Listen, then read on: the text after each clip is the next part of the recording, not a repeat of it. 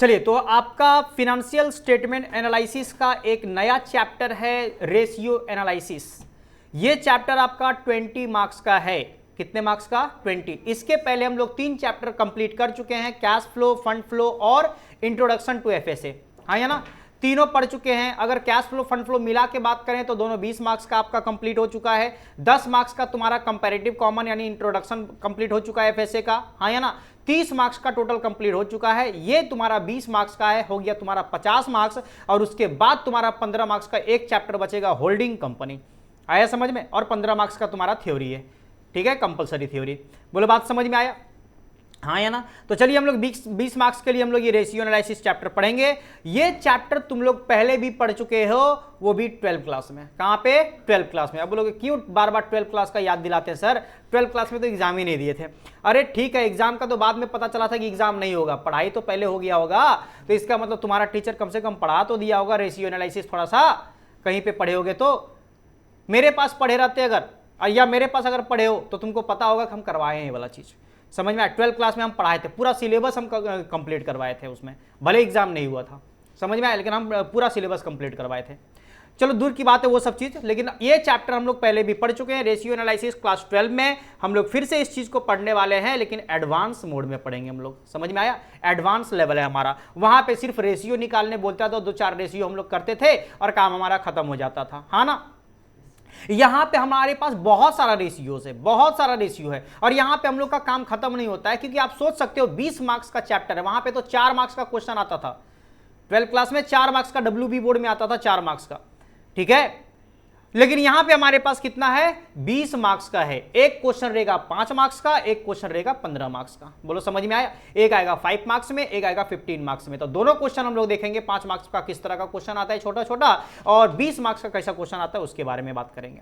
आई बात समझ में? तो चलिए और ज्यादा बकबक नहीं करते हुए स्टार्ट करते हैं हम लोग चीजों को। तो यहां पे फिनेंशियल स्टेटमेंट एनालिसिस जो हमारा है, रेशियो एनालिसिस, जिसमें हम लोग बात करेंगे करने वाले हैं। तो रेशियो के बारे में सबसे पहले बात करते हैं। रेशियो होता क्या है? कोई बता सकता है रेशियो क्या होता है? तो बोलेंगे सर अगर आपको नहीं पता है तो ध्यान से सुन लेना। हमारे पास 2 वेरिएबल्स होता है। कितना वेरिएबल? 2 वेरिएबल। मान लेते वो 2 वेरिएबल का नाम होगा ए एंड बी। क्या होगा नाम? A and B. और जब ए एंड बी को एक दूसरे से डिवाइड किया जाता है, क्या किया जाता है? डिवाइड किया जाता है। तो डिवाइड करने के बाद जो रिजल्ट आता है उसको रेशियो बोलते हैं। उसको क्या बोलते हैं? रेशियो। यानी या तो a डिवाइडेड बाई बी किया जाता है या तो b डिवाइडेड बाई a किया जाता है। और जब 2 वेरिएबल को एक दूसरे से डिवाइड करते हैं तो डिवाइड करने के बाद जो रिजल्ट पता चलता है उसको हम लोग क्या बोलते हैं? रेशियो बोलते हैं। आई बात समझ में? रेशियो जो होता है वो बहुत तरीके से निकाला जा सकता है। रेशियो हम लोग का टाइम्स में निकलता है, रेशियो हमारा परसेंटेज में निकलता है, रेशियो हमारा फ्रैक्शंस में निकलता है, बहुत सारा ऐसा चीज होता है। और सबसे इंपॉर्टेंट आपको बहुत इजी वे में पता होगा, रेशियो जो होता है वो अगर A:B है तो इस तरह से हम लोग का रेशियो निकलता है, A:B के फॉर्म में निकलता है। बोलो हाँ या ना? बोलो ना। और एक इंपॉर्टेंट बात है, यहां पे इतना ही काम खत्म नहीं होता है। जब 2 वेरिएबल को आप डिवाइड करते हो तो डिवाइड करने के बाद जो रिजल्ट आता है उसको रेशियो कहते हैं, वो सही बात है। लेकिन दोनों जो वेरिएबल आपका होना चाहिए वो सेम नेचर का होना चाहिए, सेम यूनिट का होना चाहिए, तभी आप डिवाइड कर सकते हो। आ रहा है समझ में? अगर सेम नेचर का, सेम यूनिट का होगा तभी तुम डिवाइड कर सकते हो और रेशियो निकाल सकते हो। अगर अलग अलग यूनिट का होगा तो उसको तुम निकाल नहीं सकते हो। आया समझ में? जैसे एक एग्जांपल लेके बताते हैं। बताओ अगर तुम्हारे पास बोलता है 2 आवर्स और अगर तुम्हारे पास बोलता है 45 मिनट्स, बताओ 2 आवर्स हमारा ए है और 45 मिनट्स हमारा बी है। बोलेगा बताओ इसका रेशियो कितना होगा? तो तुम अगर करोगे 2:45 हो जाएगा, तो ये गलत हो जाएगा। क्या हो जाएगा? गलत, क्योंकि इसका यूनिट तुम सेम नहीं रखे हो। बताओ ये आवर्स में दिया हुआ, ये मिनट में दिया हुआ है, क्या दोनों का यूनिट सेम है? नहीं है। तो तुमको दोनों का यूनिट सेम रखना पड़ेगा, पहले सेम करना पड़ेगा तुमको पहले। बोलो बात समझ में आया? तो सर मिनट को आवर में चेंज करने में दिक्कत हो सकता है, आवर को तो मिनट में चेंज करने में दिक्कत नहीं होगा। तो बताओ 1 घंटा में 60 मिनट होता है, तो इसका मतलब 2 घंटा में कितना मिनट होगा? 120। यानी 2 घंटा को तुम मिनट में अगर कन्वर्ट करोगे तो 120 हो जाएगा। और यहां पे 45 है, दोनों मिनट में आ गया कि नहीं आ गया? इसका जो रेशियो निकल के आएगा दैट इज करेक्ट रेशियो। बोलो बात समझ में आया? तो बोलने का मतलब यह हुआ कि जब 2 वेरिएबल जिसका सेम यूनिट होगा, अगर उसको एक दूसरे से डिवाइड किया जाता है तो डिवाइड करने के बाद जो रिजल्ट आता है उसको क्या बोलते हैं? रेशियो बोलते हैं। बोलो सबको क्लियर है चीज ये बात? हाँ या ना? हाँ या ना? अच्छा, अगर आपके पास दिया हुआ है मान लेते 5 केजी, अगर 5 केजी है और अगर दिया हुआ है तुम्हारे पास 20 ग्राम, 5 केजी और 20 ग्राम, इसका अगर रेशियो बोलेगा तुम निकाल पाओगे? नहीं निकाल पाओगे। ऐसे 5 और 20 का अगर रेशियो निकालोगे, 5 और 20 कर दोगे 1:4, हो जाएगा रॉन्ग। आया समझ में? तो तुमको क्या करना पड़ेगा, केजी को पहले ग्राम में कन्वर्ट करना पड़ेगा, या तो ग्राम को पहले केजी में कन्वर्ट करना पड़ेगा, तभी तुम कर सकते हो। बोलो बात समझ में आया? हाँ या ना? तो ये आपका रेशियो का इंट्रोडक्शन है, रेशियो क्या होता है ये बात पता चल गया। चलिए अब इसको कर देते हैं थोड़ा साफ सुथरा, रेशियो का मतलब समझा दिए। अब देखो रेशियो कितने तरीके का होता है, कितने तरह का रेशियो हम लोग को पढ़ना है, बहुत सारा फॉर्मूला तुमको बताएंगे यहां पे, इसलिए ध्यान से समझते जाओगे। आइए देखिए एक एक करके फॉर्मूला, जिसको हम बहुत अच्छे से सजा के लिखे हुए हैं, और ये आपको प्रिंट आउट मिल जाएगा, घबराने का जरूरत नहीं है, आपको टेंशन बिल्कुल भी नहीं लेना है, अभी खाली आपको समझना है, इसलिए समझने पे फोकस करोगे। पहला क्लास है, हम लोग पूरा बेसिक इसका समझेंगे, पूरा फॉर्मूला इसका समझेंगे अच्छे से, और कुछ क्वेश्चंस भी हम लोग करेंगे, और उसके बाद आगे हम लोग का नेक्स्ट क्लास से कंटिन्यू होगा, जो आगे बढ़ना है हम लोग। समझ में आया? कैश फ्लो जैसा नहीं है सर ये,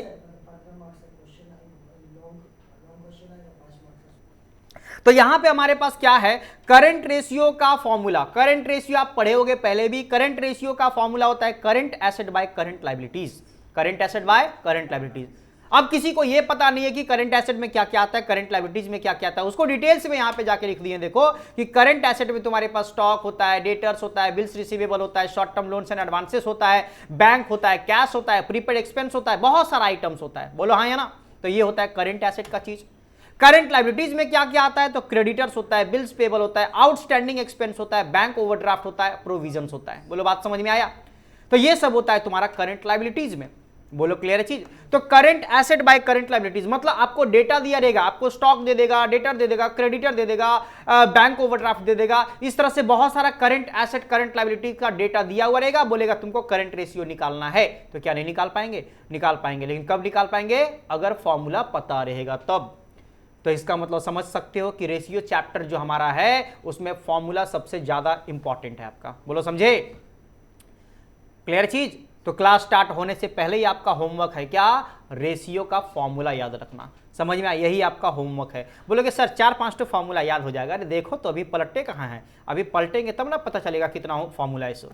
समझे? तो क्या क्या रेशियो है सर? रेशियो है हमारे पास करंट रेशियो, वर्किंग कैपिटल का, वर्किंग कैपिटल का फॉर्मूला होता है current asset minus current liabilities. See अब मतलब हो गया ये करंट एसेट में क्या क्या चीज आता है, करंट लायबिलिटीज में क्या क्या चीज आता है, ऊपर में लिख दिए हैं, उसको फिर से दोबारा क्यों लिखेंगे, इसलिए ऊपर में दिखा दो। बोलो समझ में आया? इसके बाद होता है क्विक रेशियो। क्विक रेशियो का 3 नाम होता है सर, क्विक रेशियो या एसिड टेस्ट रेशियो या लिक्विड रेशियो, 3 नाम होता है इसका। अगर क्वेश्चन में क्विक रेशियो बोलेगा तब भी, एसिड टेस्ट रेशियो बोलेगा तब भी, और लिक्विड रेशियो बोलेगा तब भी, तीनों का ये फॉर्मूला होता है quick asset by quick liabilities. जहां पे क्विक एसेट निकालने का तरीका क्या होता है, तो जो करंट एसेट होता है, करंट एसेट समझ में आ रहा है ना, जो करंट एसेट होता है उसमें स्टॉक माइनस करेंगे और प्रीपेड एक्सपेंस को माइनस कर देंगे, तो हमारे पास क्या निकल जाएगा? क्विक एसेट निकल जाएगा। और दूसरा तरीका भी तुम फॉलो कर सकते हो। बताओ बिना करंट एसेट अगर निकाले हम लोग करेंगे, तो बताओ एक चीज, करंट एसेट जब निकालते हैं तो हर चीज को ऐड कर देते हैं करंट एसेट में, लेकिन जब क्विक एसेट निकालते हैं तो स्टॉक और प्रीपेड एक्सपेंस को माइनस कर देते हैं। बोलो है ना? तो क्यों ना हम यहां पे स्टॉक को और प्रीपेड एक्सपेंस को अगर हम माइनस कर देते हैं, डायरेक्टली काट देते हैं, तो बाकी जो हमारे पास एसेट बचेगा यहां पे, वो सारा हमारा क्विक एसेट है। कौन सा एसेट है? Quick asset. मतलब अगर क्विक एसेट का दूसरा फॉर्मूला के बारे में बात किया जाए तो बोलेंगे debtors plus bills receivable plus short term loans and advances plus bank plus cash. आया समझ में? जहां पे स्टॉक और प्रीपेड एक्सपेंस को नहीं लिया जाएगा। बोलो बात समझ में आया? हाँ या ना? उसी तरह से क्विक लायबिलिटीज, क्विक लायबिलिटीज में आता है करंट लायबिलिटीज में बैंक ओवरड्राफ्ट को माइनस कर दिया जाता है। तो बताओ अगर हमारे पास करंट लायबिलिटीज में बैंक ओवरड्राफ्ट को माइनस कर देंगे, तो ये एक फॉर्मूला हो गया। अगर तुमको दूसरा तरीका बनाना चाहते हो तो तुम एक काम करो, बैंक ओवरड्राफ्ट को लो ही मत, क्योंकि उसको जब माइनस करना है तो उसको छोड़ ही देते हैं। इसका मतलब क्विक लायबिलिटीज का मतलब हो गया creditors plus bills payable plus outstanding expense plus provision. बोलो बात समझ में आया? तो क्विक एसेट में जो जो चीज को माइनस किया जाता है करंट एसेट से, अगर उसको बिना लिए ही अगर हम लोग करंट एसेट का सारा आइटम को ऐड कर देंगे, तो इसका मतलब क्विक एसेट और क्विक लायबिलिटीज पता चल जाएगा। बोलो बात समझ में आया? हाँ या ना? तो देखो अभी अगर हम यहां पे पूरा हर फॉर्मूला को अगर डिस्क्राइब करना शुरू करेंगे, एक्सप्लेन करना शुरू करेंगे, तो टाइम हमारा पूरा खत्म हो जाएगा। तो उतना हम लोग यहां पे भी करने वाले नहीं है। कुछ इंपॉर्टेंट जो है, जो अभी हम लोग क्वेश्चन जिसके बेसिस पे करेंगे उसको थोड़ा सा एक्सप्लेन खाली कर दे रहे हैं यहां पे। बोलो बात समझ में आया? तो करंट रेशियो समझ में आ गया क्या होता है। सो वर्किंग कैपिटल समझ में आ गया, मतलब जब करंट एसेट को करंट लायबिलिटी से डिवाइड करते हैं तो बनता है करंट रेशियो, लेकिन करंट एसेट में करंट लायबिलिटी को माइनस करते हैं तो क्या बनता है, वर्किंग कैपिटल। बोलो बात समझ में आया? इसके बाद क्विक रेशियो क्या होता है, तो quick asset by quick liabilities होता है। इसके बाद आता है debt equity ratio. Debt equity ratio का क्या फॉर्मूला होता है, debt equity. Debt equity, debt का मतलब डिवेंचर, इक्विटी का मतलब इक्विटी शेयर, यानी डेट रहता है ऊपर और इक्विटी रहता है नीचे।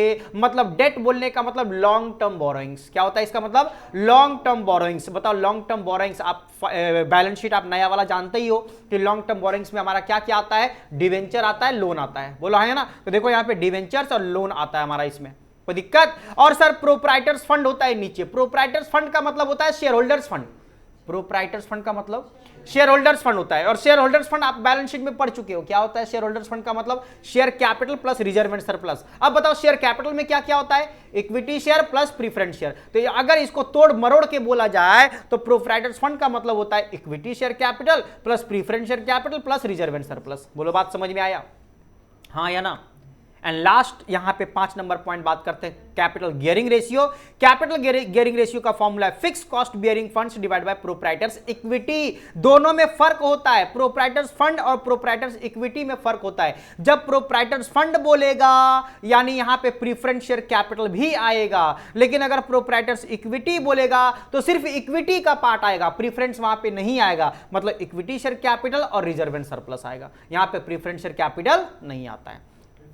समझ में आया? प्रीफरेंस ऊपर उछल के चला जाता है। देखो ना, फिक्स कॉस्ट बियरिंग फंड्स का मतलब होता है जिसमें आपका कॉस्ट फिक्स्ड रहता है कि आपका जाता है, जिसके पीछे परसेंटेज लगा रहता है। जिसके पीछे, बताओ डिवेंचर के पीछे परसेंटेज लगा रहता है कि नहीं, लोन के पीछे भी परसेंटेज लगा रहता है कि नहीं, 10% बैंक लोन, 8% बैंक लोन होता है कि नहीं, डिवेंचर भी रहता है 10% डिवेंचर, 11% डिवेंचर, और प्रीफरेंस शेयर भी रहता है 8% प्रीफरेंस शेयर, 9% प्रीफरेंस शेयर। याद आ रहा है? तो जिसके पीछे परसेंटेज लगा रहता है उसको बोलते हैं फिक्स कॉस्ट बियरिंग फंड्स।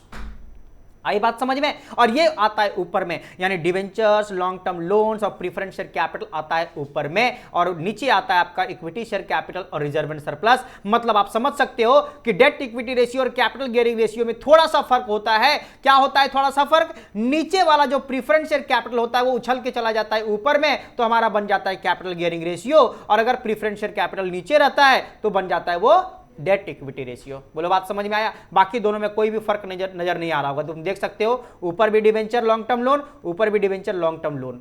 आया बात समझ में? नीचे इक्विटी शेयर और रिजर्व, नीचे इक्विटी शेयर और रिजर्व। बस आपका चेंज जो लाता है वो कौन लाता है? Preference share. तो प्रीफरेंस शेयर अगर नीचे में है तो बन गया इक्विटी डेट इक्विटी रेशियो, अगर प्रीफरेंस शेयर ऊपर चला गया तो बन गया वो कैपिटल गियरिंग रेशियो। तो याद करने में भी ज्यादा झमेला नहीं होगा अगर इस तरीके से तुम इसको याद रखते हो तो। बोलो बात समझ में आया? और भी बहुत सारा फॉर्मूला है सर, ये फॉर्मूला 5 दिखाए हैं, आइए और फॉर्मूला दिखाते हैं। देखो यहां पे फॉर्मूला 6 नंबर फॉर्मूला में प्रोप्राइटरी रेशियो है, फिर ग्रॉस प्रॉफिट रेशियो है, फिर नेट प्रॉफिट रेशियो है, फिर ऑपरेटिंग प्रॉफिट रेशियो है, ऑपरेटिंग रेशियो है, रिटर्न ऑन इन्वेस्टमेंट है, रिटर्न ऑन नेटवर्थ है, बहुत सारा फॉर्मूला है। बोलो बात समझ में आया? अब बोलोगे सर खत्म तो ना रे, अभी कहां खत्म। आइए फॉर्मूला देखते हैं। आइए 13 नंबर फॉर्मूला में स्टॉक टर्नओवर रेशियो है, 14 नंबर आपका स्टॉक होल्डिंग पीरियड है, सबके बारे में बात होगा। सारा जो इंपॉर्टेंट, सारा जो फॉर्मूला यहां पे लिखे ना, मेथड लिखे ना, ये जितना भी रेशियोज लिखे सारा इंपॉर्टेंट है, कोई ना कोई आपका क्वेश्चन में आ जाता है, क्लिक कर जाता है। समझ में आया? अब तुम 4-5 तो पढ़ के जाओगे तो तुम्हारा कहां से होगा, रेशियो सारा याद करना है। क्वेश्चन में जो जो अप्लाई करने बोलेगा उसको अप्लाई कर देंगे। अरे बोलो हाँ या ना? क्लियर है चीज? तो 13 नंबर में स्टॉक टर्नओवर, फिर स्टॉक होल्डिंग पीरियड, फिर आपका डेटर्स टर्नओवर रेशियो है, डेटर कलेक्शन पीरियड है, क्रेडिटर टर्नओवर रेशियो है, क्रेडिटर का पेमेंट पीरियड है। देख रहे हो सब लोग क्या क्या आपके पास आ रहा है? सो हाँ या ना? इसके बाद बस सर अब तो बस कीजिए ना, लास्ट यहां पे करेंगे 24 फॉर्मूला, 2 दर्जन फॉर्मूला हम लोग यहां पे करने वाले हैं। बात समझ में आया? कितना फॉर्मूला करने वाले हैं? 2 दर्जन फॉर्मूला करने वाले हैं। तो बताओ 19 में है टोटल एसेट टर्नओवर रेशियो, फिर है asset to proprietorship ratio, earning पर शेयर, ये तो पढ़े हो पहले भी, अर्निंग पर शेयर का फॉर्मूला पाफेस divide by number of equity shares, पढ़े हो कि नहीं, तो ये फॉर्मूला यूज करना है। Price earning ratio market price by earning पर शेयर, ये भी हमारा फॉर्मूला है। डिविडेंड पर शेयर का फॉर्मूला है यहाँ पे dividend paid by number of equity shares, और डिविडेंड पे आउट रेशियो का फॉर्मूला है dividend per share by earning पर शेयर इंटू 100। अब बोलोगे सर यहां पे कुछ लिखा हुआ है, अरे लिखा हुआ है तो ऊपर देखो ना कहां लिखा हुआ है। सो लिखा हुआ है dividend per share, C point number 23। बताओ डिविडेंड पर शेयर के लिए पॉइंट नंबर 23 को देखो, डिविडेंड पर शेयर कैसे निकाला जाता है, dividend paid by number of equity shares, मतलब डिविडेंड पर शेयर निकालना है तो ये वाला काम करना पड़ेगा। और earning per share, earning per share के लिए आपको सी पॉइंट नंबर 21 नंबर को देखो, अर्निंग पर शेयर, जहां पे ये तरीका यूज करना पड़ेगा। बोलो समझ में आया, यानी सेम चीज को कितना बार चिपकाएंगे, इसीलिए हम डायरेक्टली यहां पे लिख दिए हैं कि आपको डिविडेंड पे आउट रेशियो निकालना है, तो ये वाला पॉइंट आपको याद रखना है। बोलो समझ में आया, तो ये 24 फॉर्मूला हम लोग को याद रखना पड़ेगा। सर 2 दर्जन फॉर्मूला, बोलोगे सर 2 दर्जन फॉर्मूला कुछ ज्यादा नहीं है, आपका मार्क्स भी तो ज्यादा है। कितने मार्क्स का चैप्टर है, 20 मार्क्स का, तो 20 मार्क्स के लिए तुम अगर 24 तो फॉर्मूला याद नहीं रखोगे, जिसमें 2-4 फॉर्मूला तो तुमको ऐसे ही चलते चलते याद हो जाता है, करेंट रेशियो का, क्विक रेशियो का, जीपी रेशियो। अब बताओ जीपी रेशियो का फॉर्मूला हम लोग यूज नहीं किए क्या, gross profit ratio, gross profit किसके ऊपर अप्लाई किया जाता है, सेल्स के ऊपर, तो gross profit divide by net sale into 100, net profit का रेशियो निकालना है तो net profit divide by net sale into 100। तो देखो ना ये सब फॉर्मूला यहां पे लिखे हैं, देखो यहां पे बताओ ग्रॉस प्रॉफिट का formula gross profit by net sale into 100, net profit का net profit by net sale into 100, समझ रहे हो। तो ये सब फॉर्मूला तो हम लोग को बचपन से पता है, बचपन मतलब जहां से पढ़ना शुरू किए सब चीज, तो ये सब फॉर्मूला मतलब 4-5 फॉर्मूला अगर तुम थोड़ा मिला जुला के अगर देखोगे तो तुम्हारा 8-10 फॉर्मूला तो तुमको पता है पहले से, थोड़ा सा अगर पढ़ लोगे तो काम खत्म हो जाएगा। बाकी जो तुम्हारे पास 12-15 फॉर्मूला बचेगा उसको याद रखना पड़ेगा तुमको थोड़ा अच्छे तरीके से। बोलो क्लियर है चीज, समझ में आया, हाँ या ना। अभी ज्यादा एक्सप्लेन नहीं करेंगे क्योंकि हमारा सोच रहे हो ना 24 फॉर्मूला है, सबको एक एक करके एक्सप्लेन करने लगेंगे तो हमारा क्लास खत्म हो जाएगा आज ही। बोलो समझे, तो इसीलिए हम लोग अभी जो करने वाले हैं वो पहले बात करेंगे। और देखो जब भी हमारे पास क्वेश्चन आएगा ना तो क्वेश्चन के हिसाब से हम लोग रेशियो देख लेंगे, समझ में आया। अभी हम लोग खत्म थोड़ी ना कर रहे चैप्टर, तो रेशियो हम लोग जब करेंगे देखेंगे कि कौन सा रेशियो पूछा गया है, थोड़ा सा पीछे आके देख लेंगे कि हाँ इसका रेशियो क्या होता है। बोलो बात समझ में आया। लेकिन नेक्स्ट क्लास या उसके नेक्स्ट क्लास तक आपका पूरा याद हो जाना चाहिए फॉर्मूला, ये ध्यान रखना। हमको कोई फायदा नहीं है, फायदा तुमको ही होगा। रेशियो अगर याद कर लोगे तो तुम्ही को फायदा होगा, समझ में आया। चलिए तो अभी जो हम लोग काम करने वाले ना वो ये 5 फॉर्मूला को आपको याद रखना है। ये 5 में वर्किंग कैपिटल थोड़ा कम अभी आने वाला है, ये बाकी ये 4 फॉर्मूला हम लोग को अभी मिलने वाला है, समझ में आया। अभी जो 2-3 क्वेश्चन करेंगे उसमें ये हमारे पास 4 जो फॉर्मूला है, करेंट रेशियो का, क्विक रेशियो का, डेट इक्विटी रेशियो का और कैपिटल गियरिंग रेशियो का, ये भी हम लोग को मिलने वाला है। इसलिए बस इसको अभी थोड़ा अप्लाई करते हैं। बोलो क्या यहां तक सबको समझ में आया, आगे क्वेश्चन करना स्टार्ट किया जाए। चलिए क्वेश्चन हम करते हैं, ध्यान से समझना। आइए क्वेश्चन में आते हैं। अच्छा थोड़ा सा यहां पे एक बात और लिखा हुआ है कि नोट्स लिखा हुआ है कि प्रोप्राइटर्स फंड, कभी कभी कंफ्यूज हो जाते हैं लोग कि सर कभी कभी आप शेयर होल्डर्स फंड बताते हैं, कभी कभी आप प्रोप्राइटर्स फंड बताते हैं, कभी कभी आप नेटवर्थ बताते हैं। तीनों का मतलब सेम होता है। तीनों का मतलब क्या होता है, यानी अगर आपको प्रोप्राइटर्स फंड बोले या शेयर होल्डर्स फंड बोले या नेटवर्थ बोले, तीनों का मतलब सेम होता है। बताओ शेयर होल्डर्स फंड का मतलब क्या होता है, equity share capital, preference share capital, reserve and surplus. तो वही फॉर्मूला प्रोप्राइटर्स फंड का भी होता है, वही फॉर्मूला नेटवर्थ का भी होता है। बोल बात समझ में आया। और नेटवर्थ का एक और फॉर्मूला यहां पे बन के आपका आता है, fix asset plus working capital. और ये फॉर्मूला आपका बहुत ज्यादा इंपॉर्टेंट है 15 मार्क्स वाले क्वेश्चन जब करेंगे तब। कितना मार्क्स वाला, 15। यानी ये बहुत ज्यादा इंपॉर्टेंट है आपका। जब 15 मार्क्स वाला क्वेश्चन करोगे तो वहां पे आपका इस फॉर्मूला का जरूरत पड़ जाता है। मतलब लोगों को पता नहीं रहता है कि ये फॉर्मूला भी होता है, और बिना इस फॉर्मूला का तुम क्वेश्चन को बना भी नहीं पाओगे। समझ में आया। सारा फॉर्मूला तुम अप्लाई कर दोगे, लेकिन ये फॉर्मूला अगर तुम अप्लाई नहीं करोगे तो क्वेश्चन तुम्हारा बन नहीं पाता है वहां पे। आया समझ में। इसलिए इस फॉर्मूला को भी हम लोग को ध्यान में रखना पड़ता है। समझ में आया। चलिए अब हम लोग पहले करेंगे कितने मार्क्स का क्वेश्चन, 5 मार्क्स का पहले क्वेश्चन करने वाले हैं। पहले 5 मार्क्स का हम लोग क्वेश्चन करेंगे, इसके बाद हम लोग आगे बढ़ेंगे और 15 मार्क्स का करेंगे। आइए 5 मार्क्स का पहला क्वेश्चन पे बात करेंगे। 5 मार्क्स का क्वेश्चन नंबर 1 पे बात करेंगे। ध्यान से समझना क्वेश्चन क्या बोलना चाह रहा है। सो चलिए तो क्वेश्चन पढ़े, तब रेडी हो सब लोग। अच्छा सुनना, अभी कॉपी मत करना, पहला क्वेश्चन है, हमको करने देना अच्छे से, ठीक है, और समझना खाली तुम लोग। बोला है from the following summarised balance sheet, आपके पास एक बैलेंस शीट दिया हुआ है, कैलकुलेट करने बोला है current ratio, liquid ratio, debt equity ratio, capital gearing ratio. बताओ, वही 4 चीज पूछा गया है ना। तो बताइए, अभी हम लोग फॉर्मूला देखे थे, फॉर्मूला के हिसाब से हम लोग को सारा काम करना पड़ेगा, बोलो हाँ या ना। और जिस तरह से आपका यहाँ पे बैलेंस शीट दिया हुआ है, आपको सारा चीज खोज खोज के वहां पे जो फॉर्मूला में आता है उसको जाके लिखना पड़ेगा। बोलो बात समझ में आया, हाँ या ना। तो चलिए, किस तरह से इसको सॉल्व किया जाता है, 5 मार्क्स का क्वेश्चन है हमारे पास, किस तरह से इसको कैलकुलेट करेंगे, आइए ध्यान से समझते हैं। तो सॉल्व करना स्टार्ट करते हैं। अभी एकदम छटपट नहीं करोगे तुम लोग, बस जो तुम लोग को दिया गया है फॉर्मूला का शीट, फॉर्मूला में आप लोग सब कुछ फॉर्मूला को भी देखते जाओगे, खाली हम कैसे क्वेश्चन सॉल्व करेंगे वो बस ध्यान से यहां पे देखोगे, ठीक है। बताइए, हम यहां पे पहला वाला सॉल्व करते हैं, नंबर 1। बताइए, नंबर 1 हमारे पास क्या पूछा गया है, पूछा गया है करंट रेशियो। क्या पूछा गया है, करंट रेशियो पूछा गया है। बताओ करंट रेशियो का फॉर्मूला क्या होता है, बोलेंगे सर करंट रेशियो का फॉर्मूला होता है करंट एसेट्स, बोलो ना रे, current assets by current liabilities. अभी तो लिखे थे और समझाए थे कि current assets by current liabilities अगर हम लोग कर देते हैं तो हमारा क्या निकल जाता है, करंट रेशियो निकल जाता है। बोलो बात समझ में आया। अब सुनो यहां पे ध्यान से, अब ज्यादा काम नहीं, अब हम लोग को क्या करना है पता है, करंट एसेट के जगह में अब हम लोग को सारा वैल्यू लिखना है, क्या क्या होता है सो, और क्या क्या दिया है, होता तो बहुत कुछ है, दिया क्या क्या क्वेश्चन में उसके बारे में बात करेंगे। अच्छा बताओ, करंट एसेट में क्या क्या होता है, stock, bills receivable, debtor, bank, cash, prepaid expense, यही सब ना होता है करंट एसेट में। अब देखते हैं क्वेश्चन में क्या क्या दिया है। तो एसेट साइड में देखो तुम्हारे पास इन्वेंट्रीज दिया हुआ है, मतलब स्टॉक, बोलो ट्रेड रिसीवेबल दिया हुआ मतलब डेटर्स और बीआर उसी में, और कैश एंड बैंक दिया हुआ, यही तीनों तो करंट एसेट है। कि और भी कहीं पे दिख रहा है तुमको, नहीं, यही तीनों। अरे एसेट में ना करंट एसेट दिखेगा, ऊपर तो 2 फिक्स एसेट हमारे पास, तो करंट एसेट में ये 3 चीज दिया हुआ है। चलो ठीक सर, प्रीलिमिनरी एक्सपेंस आता है वो फिक्टिशियस एसेट होता है, करंट एसेट नहीं होता है, समझ में आया, वो रिजर्व एंड सरप्लस के साथ एडजस्ट हो जाता है, ठीक है। सुनना, तो यहां पे हम लोग करंट एसेट में क्या क्या लिखेंगे, बोलेंगे सर हमारे पास दिया हुआ है इन्वेंट्री, जिस तरह से क्वेश्चन में दिया हुआ है वही लिखेंगे, इन्वेंट्रीज, प्लस लिखेंगे यहां पे ट्रेड रिसीवेबल, आ रहे समझ में, ट्रेड रिसीवेबल, और प्लस लिखेंगे यहां पे कैश एंड बैंक, प्लस क्या कर देंगे, कैश एंड बैंक कर देंगे, कैश एंड बैंक, और डिवाइडेड बाय, बताओ नीचे हम लोग लिखेंगे करंट लायबिलिटीज। अब बताइए करंट लायबिलिटीज में हमारे पास क्या क्या दिया हुआ है, बोलेंगे सर करंट लायबिलिटीज में हमारे पास दिया हुआ ट्रेड पेएबल और बैंक ओवरड्राफ्ट। क्या सबको दिख रहा है वाला चीज, बताओ लॉन्ग टर्म लोन तक जितना भी है सब हमारे पास नॉन करंट का होता है, बोलो ना, जो लॉन्ग टर्म लोन होता है, डिवेंचर जो होता है वो हमारा क्या होता है, नॉन करंट होता है, हमारे पास करंट देखना है, करंट वाले में ट्रेड पेएबल और बैंक ओवरड्राफ्ट है। तो ठीक है सर, यहां पे जाके लिखेंगे हम लोग ट्रेड पेएबल,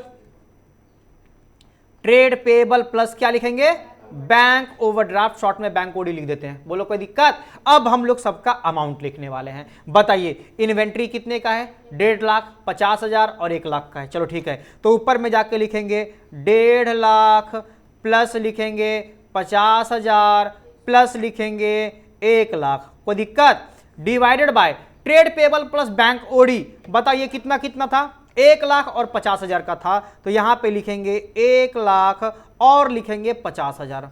बोलो बात समझ में आया। तो बताइए हमारा ऊपर ऐड करके कितना आ रहा है, 3 लाख का आ रहा है, तो 3 लाख लिखेंगे, और नीचे ऐड करके कितना आ रहा है, 1.5 लाख का आ रहा है, तो 1.5 लाख लिखेंगे, और बताओ दोनों को अगर डिवाइड कर देंगे तो कितना आ जाएगा, 2 आ जाएगा, कितना आ जाएगा, 2। अच्छा देखो काटने का तरीका ध्यान से देखो, काटने का तरीका देखना, कभी भी तुम डिवाइड करते होगे इस तरह से डिवाइड करते होगे, बताओ अगर 5 बोलते हैं 15 डिवाइड बाय 5 करते हो तो क्या रिजल्ट आता है, बोलेंगे 5 1 जा 5 और 5 3 जा 15, मतलब ऊपर आता है 3 और नीचे आता है 1। आया समझ में। तो तुमको करना क्या है, आप पूरे को डिवाइड करोगे और इज़-टू-1 लिखना है हमेशा, मतलब इसका जो आंसर आएगा वो क्या बोलेंगे, इसका आंसर आएगा 2:1। आई बात समझ में। मतलब एक स्टेप और बता देते हैं कि 2/1 आएगा, इसको काटने के बाद कितना आएगा 2/1, और 2/1 को हम लोग कितना लिखेंगे 2:1 लिखेंगे, क्योंकि रेशियो के टर्म में आपको इस तरह से लिखना है, तो 2:1 हमारा आंसर हो जाएगा। बोलो बात समझ में आया कि नहीं आया, हाँ या ना। चलिए तो ये पहला हम लोग का सॉल्व हो गया। अब बात करते हैं, कॉपी बाद में करना, ध्यान से देख लो। अब बताओ दूसरा वाला हमसे क्या पूछा गया था सर, दूसरा पूछा गया था लिक्विड रेशियो। कौन सा पूछा गया था, लिक्विड रेशियो। बताओ लिक्विड रेशियो का फॉर्मूला क्या होता है, बोलेंगे सुनना, करेंट एसेट तो हम लोग को पता है, करेंट लायबिलिटीज भी हम लोग को पता है, हाँ है ना, तो उसी के बेसिस पे काम करेंगे। तो बताओ लिक्विड रेशियो का जो फॉर्मूला लिखवाए थे, क्या लिखवाए थे? अरे liquid ratio, quick ratio, acid test ratio, तीनों का मतलब तो सेम होता है। तो लिक्विड रेशियो का फॉर्मूला होता है क्विक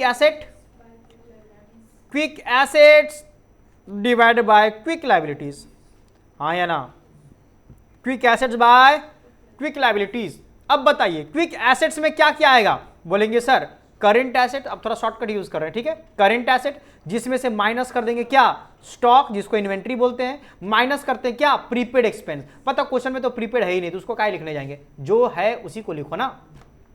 इन्वेंट्री तो हमारे पास क्वेश्चन में है, मतलब स्टॉक है तो स्टॉक लिख रहे हैं।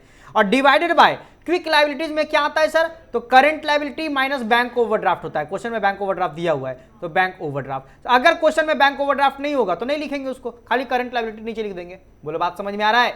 तो बताइए अब अमाउंट बताओ, करंट एसेट का टोटल बताओ कितना आया था? देखो करंट एसेट का टोटल कितना आया था? 3 लाख। तो बोलो यहां पे जाके लिखेंगे 3 लाख, आ रहा है समझ में? माइनस करेंगे स्टॉक, बताना स्टॉक का वैल्यू कितना था? यहां पहला था स्टॉक, स्टॉक वाला कितना था? 1.5 लाख, तो यहां पे जाके लिख देंगे 1.5 लाख।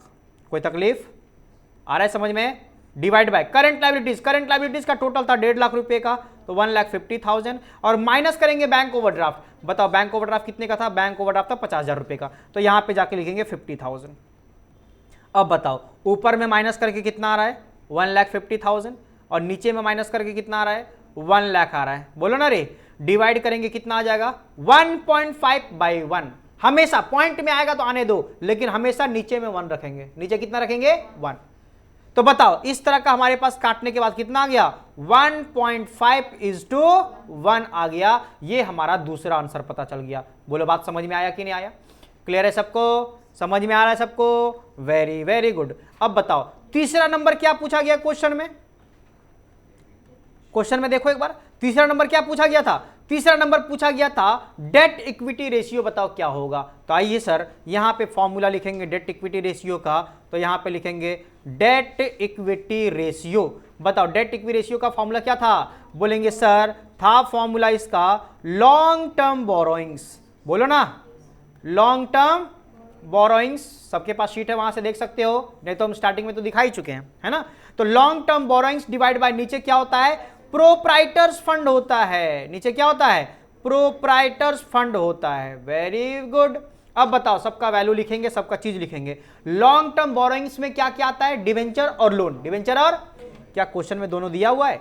बोलेंगे हाँ सर 8% डिवेंचर भी दिया हुआ है और लॉन्ग टर्म लोन भी दिया हुआ है। Very good. तो यहां पे जाके लिखेंगे 8% डिवेंचर्स और प्लस लिखेंगे लॉन्ग टर्म लोन्स। बोलो बात समझ में आ रहा है? तो इस तरह से सारा डेटा लिखना है आपको। और डिवाइड बाय प्रोप्राइटर्स फंड। बताओ प्रोप्राइटर्स फंड में क्या क्या आता है? Equity share capital, preference share capital, reserve and surplus. आता है कि नहीं? कभी कभी इक्विटी शेयर कैपिटल और प्रीफरेंस शेयर कैपिटल को जोड़ के हम लोग जानते हैं शेयर कैपिटल होता है कि नहीं? तो तुम्हारे पास शेयर कैपिटल भी दे सकता है क्वेश्चन में उस तरह से, लेकिन यहां पे अलग अलग दिया है। दिया हुआ है इक्विटी शेयर, प्रीफरेंस शेयर और यहां पे रिजर्व एंड सरप्लस दिया हुआ है। बोलो समझे? तो आइए सब कुछ दिया हुआ है सर, तो यहां पे जाके लिखेंगे equity share capital plus preference share capital plus reserve and surplus. बोलो बात समझ में आ रहा है? चलिए अब सबका अमाउंट लिखेंगे। बताओ डिवेंचर का अमाउंट कितने का था? 1 लाख, और लोन का कितना था? 50,000। तो यहां पे जाके लिखेंगे 1 लाख रुपया लिखेंगे डिवेंचर के नीचे, लोन के नीचे लिखेंगे 50,000। कोई तकलीफ? डिवाइडेड बाय इक्विटी कैपिटल कितना का है? इक्विटी है 2 का, प्रीफरेंस है 1 का, रिजर्व है 1 का। चलो ठीक है, यानी 2 लाख हो गया हमारा equity share capital plus 1 lakh हो गया हमारा preference share capital plus reserve and surplus भी हमारे पास 1 लाख का है। इस तरह से लिख दिए। बताओ ऊपर जोड़ के आ गया हमारे पास 1.5 लाख रुपया और नीचे जोड़ के आ गया 2 और 2 4 लाख रुपया। क्या कोई दिक्कत यहां तक? अब बताओ डिवाइड करेंगे तो कितना आता है? तो 1.5 लाख डिवाइड बाय 4 लाख अगर करेंगे तो आता है 0.0375 आ रहा है, और नीचे में 1, नीचे में 1।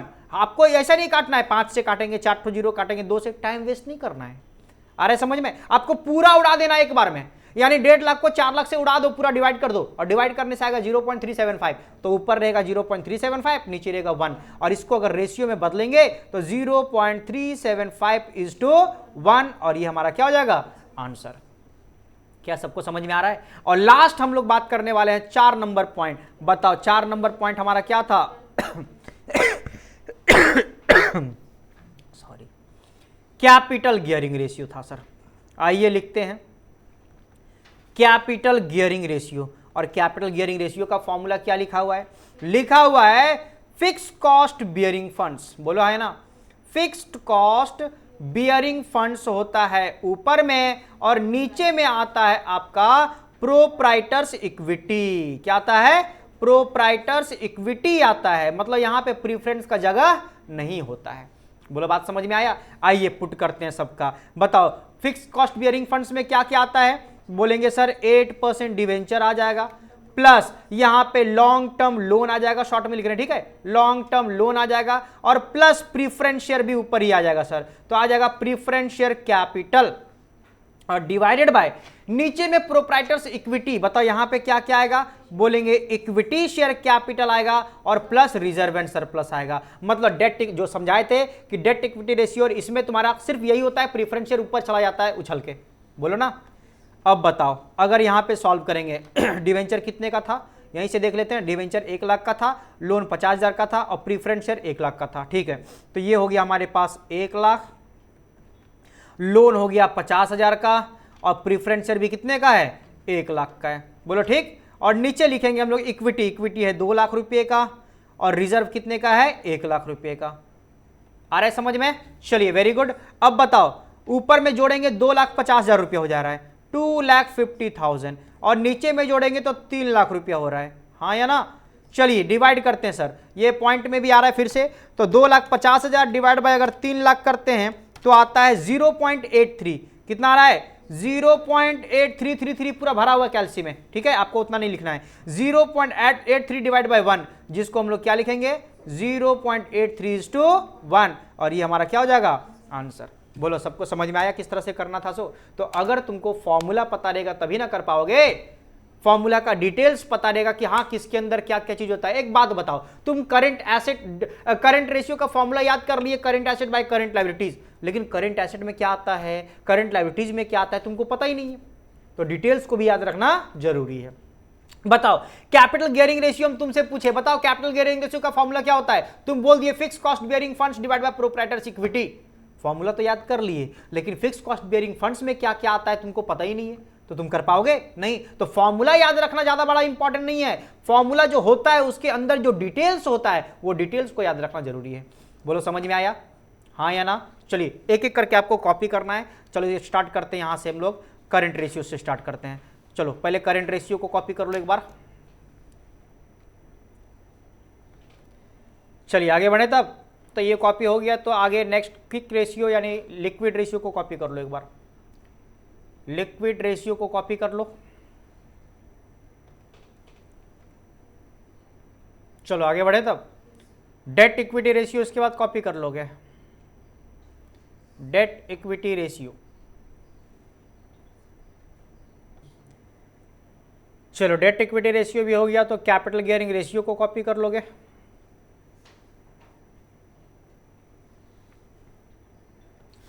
चलिए तो आगे बढ़े तब। तो ये क्वेश्चन में हमारा 4 पॉइंट पूछा गया था, चारों का फॉर्मूला हम लोग को याद रखना पड़ेगा। फॉर्मूला बस पुट करना है, डिटेल्स में क्या क्या आता है उसको लिखना है, और बस सारा अमाउंट को पुट करते हुए आंसर हम लोग को निकाल देना है। बोलो समझ में आया? चलिए नेक्स्ट क्वेश्चन में चलते हैं। Question number 2। क्वेश्चन नंबर 2 बोला है following is the balance sheet of SKCP limited. अरे वाह, मेरा ही कंपनी।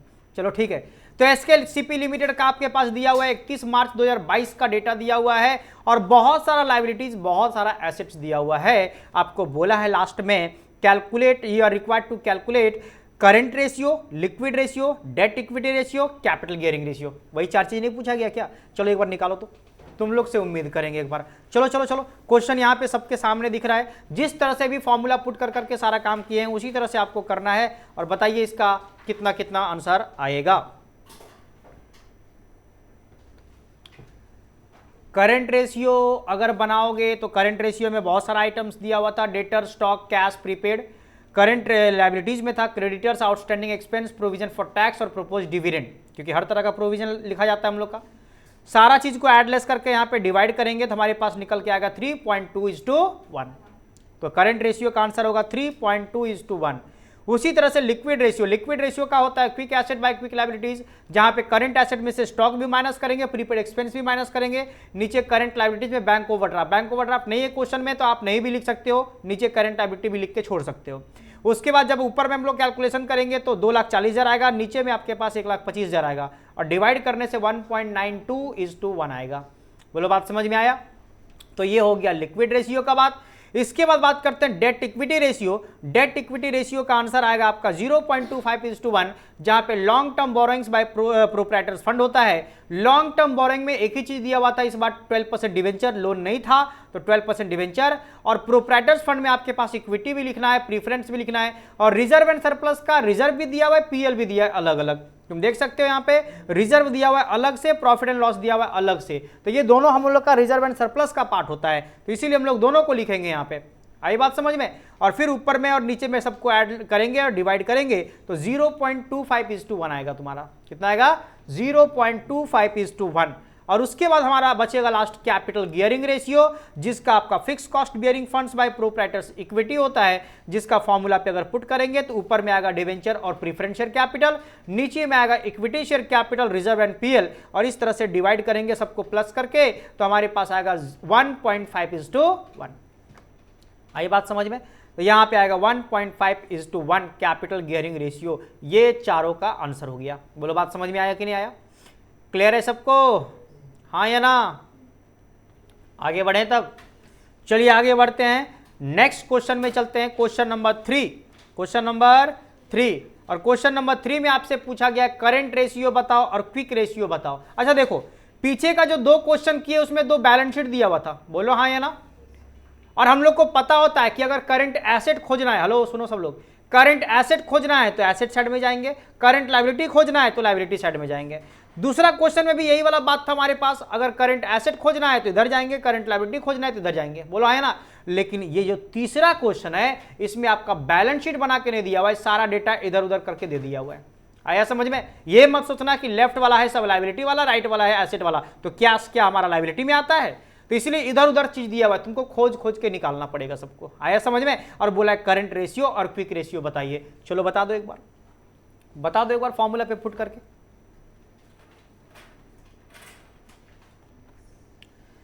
करंट रेशियो का अगर हम लोग निकालेंगे तो 1.85:1 आएगा।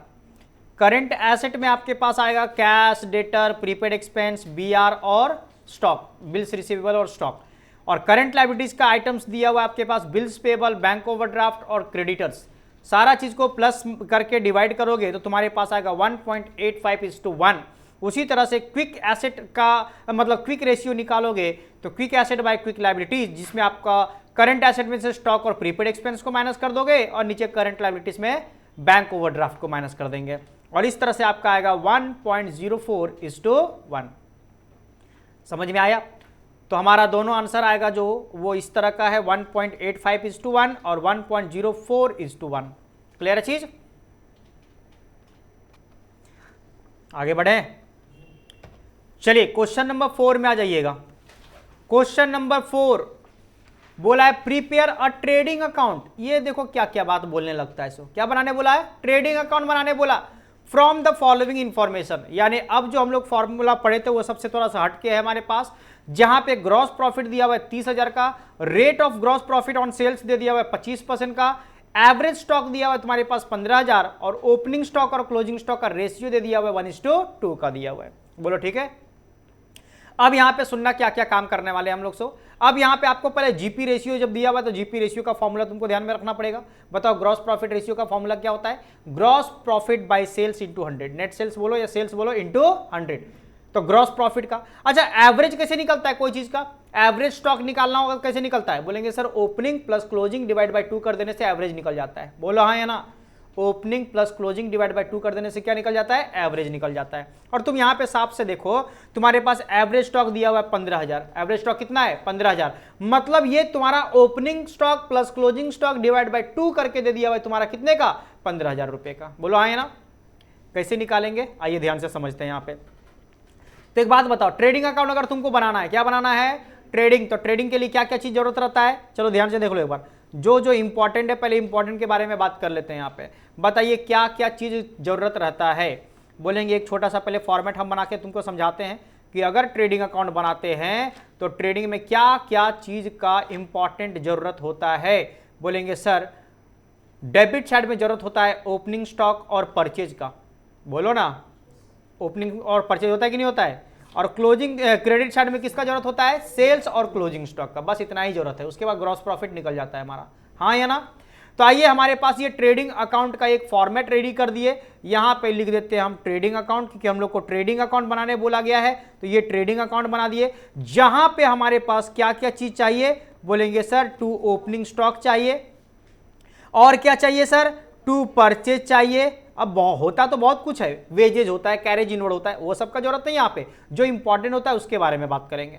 इसके बाद क्या होता है सर, तो 2 ग्रॉस प्रॉफिट होता है, जीपी होता है हमारे पास, बोला है ना, सीधा ग्रॉस प्रॉफिट लिख देते ना, 2 ग्रॉस प्रॉफिट ये हमारे पास होता है।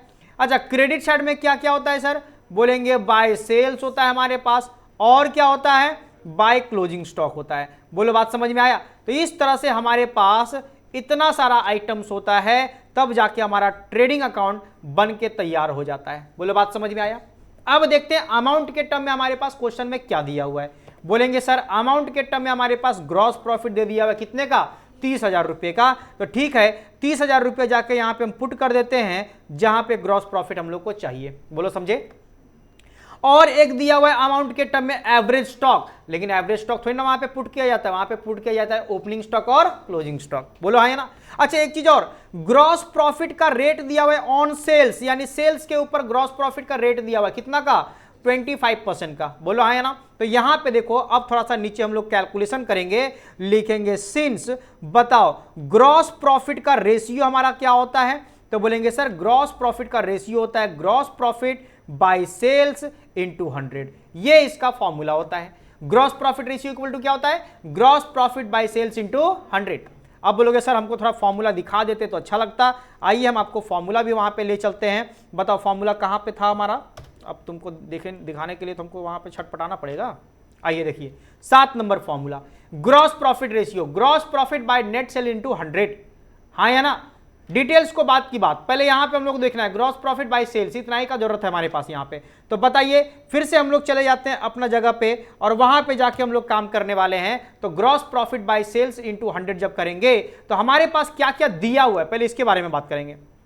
तो बताओ ग्रॉस प्रॉफिट का रेशियो दे दिया हुआ है कितना, 25 ना, हाँ 25% दे दिया हुआ तुम्हारे पास, तो 25 दे दिया तुमको जीपी रेशियो। अब बताओ ग्रॉस प्रॉफिट भी तुमको पता है, कितने का पता है, 30,000। तो आइए हम लोग ग्रॉस प्रॉफिट की जगह लिख देते हैं 30,000, नीचे हम लोग को सेल्स पता नहीं है तो सेल्स पता चल जाएगा। बोलो हाँ या ना। अब बताओ क्या तुम इस तरह से इसको सॉल्व करोगे, तो देयरफॉर अगर सेल्स निकालेंगे तो क्या करेंगे, बोलेंगे सर ऊपर वाला नीचे आएगा 30,000, बोलो इस तरह से 30,000 डिवाइडेड बाय 25 आ जाएगा हमारा नीचे, और ऊपर में इंटू हो जाएगा कितना, 100। अरे ऊपर दोनों इंटू होगा कि नहीं होगा, तो 30,000 और 100 इंटू हो गया, और नीचे 25 से डिवाइड। और बताओ ये कैलकुलेशन अगर करेंगे तो कितना निकल के आता है, बोलेंगे सर 30,000 डिवाइड बाय 25 इंटू 100 करेंगे 1,20,000 आता है। कितना आता है, एक दूसरा तरीका, शॉर्टकट तरीका ध्यान से सुनो, ये अगर फॉर्मूला पे बना के बताए, तुमको दूसरा तरीका पता है। बताओ अगर ग्रॉस प्रॉफिट दिया हुआ है सेल्स के ऊपर कितना परसेंट है, 25%, और तुमको जीपी का अमाउंट कितना दिया हुआ है, तो हम बोल सकते हैं कि ये जो 30,000 है वो तुम्हारा 25 के बराबर है, तो 100 के बराबर कितना होगा, बोलो है ना। और वही काम तो यहाँ पे किए कि नहीं किए, 30,000 डिवाइड बाय 25 इंटू 100। तो यहाँ पे फॉर्मूला बना के किए, वहां पे डायरेक्टली तुम भी कर सकते हो, समझे, लेकिन फॉर्मूला बना के करोगे तो अच्छा लगेगा तुमको। क्लियर चीज। तो ये हमारे पास पता चल चुका है कितने का, 1,20,000। तो लो सर सेल्स भी पता चल गया, तो सेल्स में जाके लिख दिए हम यहाँ पे 1,20,000। कोई दिक्कत। एक और तुम्हारे पास एवरेज स्टॉक दिया हुआ था, अब उसके बारे में बात करेंगे अगेन। अब सुनना, बताओ सिंस हम लोग जानते हैं कि एवरेज स्टॉक का फॉर्मूला क्या होता है, कोई भी चीज का एवरेज करना होता है तो क्या करते हैं, दोनों को जोड़ के डिवाइड बाय 2। तो बताओ एवरेज स्टॉक का फॉर्मूला क्या होगा, बोलेंगे sir opening stock plus closing stock, हाँ या ना, और डिवाइडेड बाय 2 हो जाएगा। आई बात समझ में। और एवरेज स्टॉक का अमाउंट तुम्हारे पास देखो दिया हुआ है क्वेश्चन में, कितना दिया हुआ है, 15,000। तो बताओ एवरेज स्टॉक के जगह में अगर हम लोग लिख देते हैं 15,000 और यहां पे लिखते हैं वही वाला चीज ओपनिंग स्टॉक और प्लस लिखते हैं यहां पे क्लोजिंग स्टॉक और डिवाइडेड बाय अगर कर देते हैं 2, तो बताओ अगर क्रॉस मल्टीप्लाई करेंगे तो हमारे पास opening stock plus closing stock, opening stock plus closing stock का वैल्यू कितना निकल जाएगा? 30,000 पता चल जाएगा। बोलो बात समझ में आया? यानी दोनों का ऐड करके जोड़ के कितना रुपया पता चल गया? 30,000। बोलो हाँ या ना? और आपको एक और हिंट दिया हुआ है कि ओपनिंग स्टॉक और क्लोजिंग स्टॉक का रेशियो कितना दिया हुआ है? 1:2 का दिया है। तो बताओ अगर ओपनिंग स्टॉक और क्लोजिंग स्टॉक टोटल दे दिया हमारे पास इतना, एंड बताओ opening stock is to closing stock अगर हमारे पास दिया हुआ है कितने का? 1:2 का, तो क्या यहां से हमारे पास ओपनिंग स्टॉक नहीं पता चल जाएगा? बोलेंगे सर ओपनिंग स्टॉक अगर निकालना है तो ये जो 30,000 हमारे पास दोनों का टोटल आया है उसको ओपनिंग स्टॉक का रेशियो कितना का है? 1/3 है। 1/3, 1:2 का मतलब क्या? 1/3। तो बताओ 1/3 करेंगे कितना निकल जाएगा? 10,000 निकल जाएगा। और उसी तरह से अगर क्लोजिंग स्टॉक निकालेंगे तो बोलेंगे 30,000 का 2/3 और 2/3 करेंगे तो कितना आ जाएगा? 20,000। तुमको बताए थे पहले भी कि रेशियो करने के लिए तुमको थोड़ा सा मैथमेटिकल पोर्शन भी ध्यान रखना पड़ेगा। तो बताओ ओपनिंग स्टॉक कितना आ गया? 10, क्लोजिंग स्टॉक कितना आ गया? तुम्हारा जो आंसर आया है ये वाला चीज वो सही आया कि गलत आया उसको भी चेक करने का तरीका है। बताओ दोनों का रेशियो निकाल के चेक करोगे 1:2 आना चाहिए।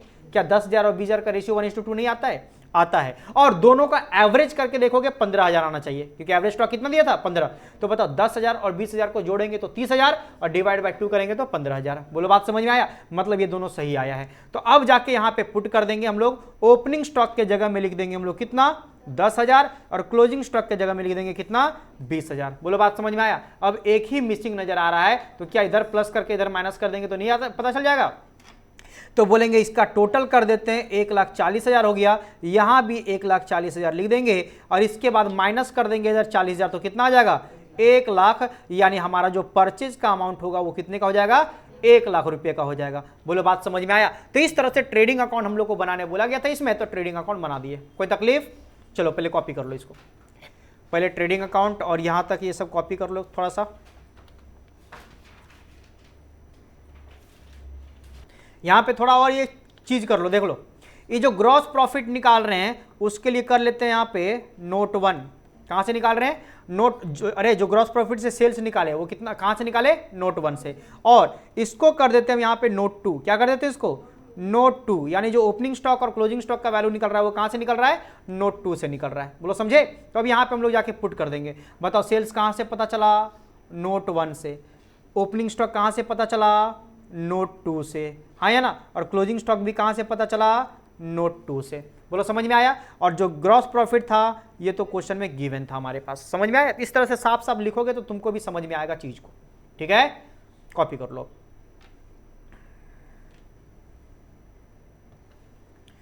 चलो यहां तक अगर हो गया तो आगे नेक्स्ट नोट 1 तक कॉपी कर लिए थे ना, अब नोट 2 कॉपी कर लो।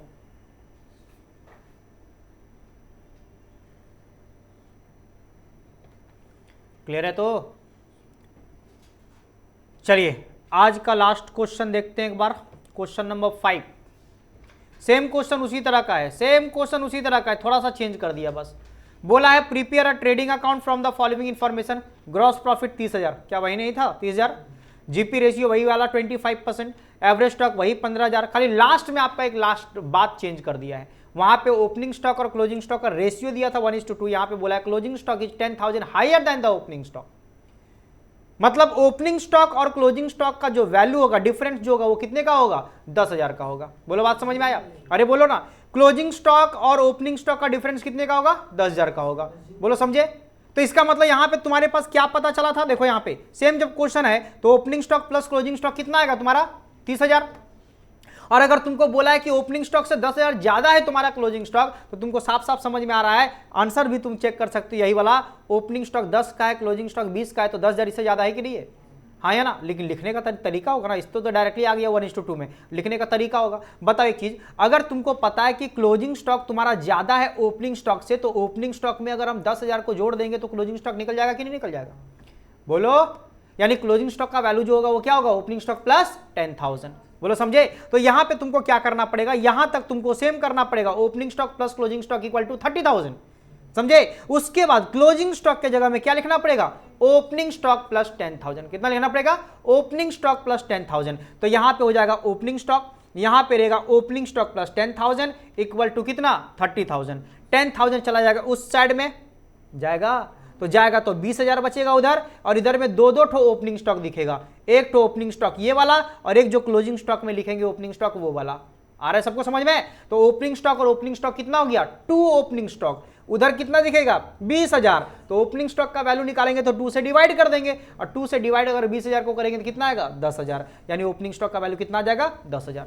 और अगर ओपनिंग स्टॉक का वैल्यू निकल गया तो फिर क्लोजिंग स्टॉक इक्वल टू, जब ओपनिंग प्लस 10,000 है तो यहां पे ओपनिंग स्टॉक का वैल्यू 10,000 पुट कर देंगे, तो 10 और 10 कितना होता है, आया समझ में। हम पूरा तुमको समझा दिए, अब बस इस क्वेश्चन को घर में कर लेना है, तुमको समझ में आया। सेम इसी तरह का रिजल्ट मिलेगा, लेकिन तुमको खाली वहां पे वो वाला कैलकुलेशन एक बार सही तरीके से कर लोगे। तो ये 5 नंबर क्वेश्चन आपका है homework, and that's all for today.